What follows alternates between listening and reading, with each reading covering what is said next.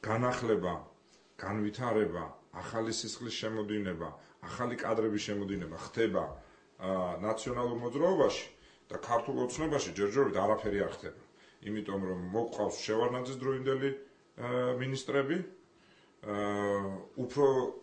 იმის იქით დროინდელი დეპუტატები, ვერ ვხედავთ ერთიან იდეოლოგიურ პლატფორმას, სად მიყავს, საით მიყავს ქვეყანა ამ ხალხს, ამას ვერ ვხედავთ და რა შემადგენლობით აპირებენ მართვას, იმიტომ რომ დღევანდელი მთავრობის შემადგენლობა და მე თანხმობთ, რბილად რომ ვთქვათ, კრიტიკასაც ვერ უძლებთ, ეს არის ადამიანების ჯგუფი, რომელიც საერთოდ ვერანაირ გადაწყვეტილებას ვერ იღებს, ვერც ცუდს და ვერც კარგს.